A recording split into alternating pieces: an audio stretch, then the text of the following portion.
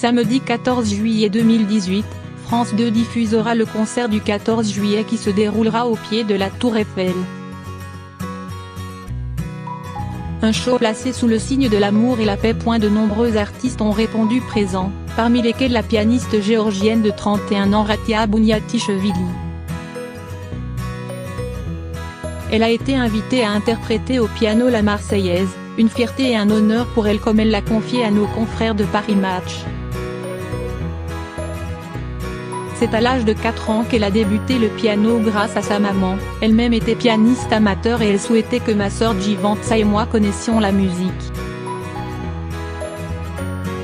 Un excellent choix puisque Katia s'est très vite passionnée pour cet instrument de musique. Il paraît que chaque matin, je réclamais une nouvelle partition et me hissais sur la chaise pour jouer. Si elle était timide, très sage et introvertie en règle générale, Katia Abuniatishvili devenait un animal sauvage sur scène. Jusqu'à ses 19 ans, elle a vécu en Géorgie, un pays qui connaissait des difficultés économiques et de nombreuses guerres de sécession. C'est donc dans sa musique qu'elle trouvait refuge. Ses parents l'ont également beaucoup aidée à surmonter ces difficultés. Grâce à eux, nous n'avons jamais vécu dans la peur. Ils ne voulaient pas qu'on voie ce qu'il se passait dehors. Après la guerre civile, le pays a connu une criminalité terrible. N'importe qui pouvait se faire tuer dans la rue. La belle brune a ensuite expliqué que jusqu'à la révolution des Rosies en 2003, l'État n'existait pas. Il n'y avait pas d'eau, pas d'électricité, il arrivait qu'ils la rétablissent brièvement à 5 h du matin, quand tout le monde dormait.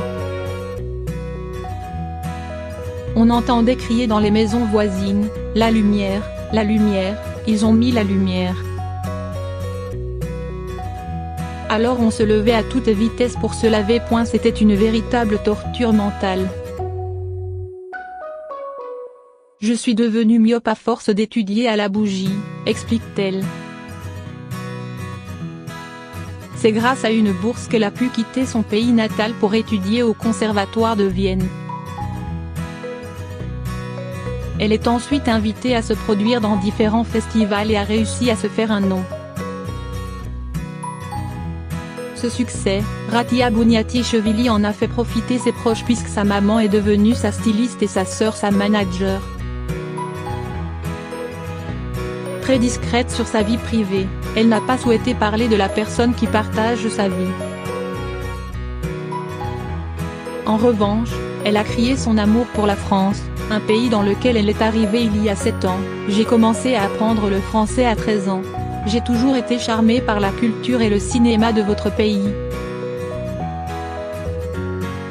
J'ai aujourd'hui la double nationalité, géorgienne et française, et j'en suis très fière. Quand on lui a demandé si elle pourrait jouer en Russie en revanche, ses paroles étaient plus dures. Je refuse d'y retourner car il n'a pas changé sa politique agressive, totalement inacceptable pour moi, où les droits des hommes et des femmes ne sont pas respectés. L'intégralité de l'interview de Ratia Abuniatishvili est à retrouver en intégralité dans le Paris Match du 12 juillet 2018.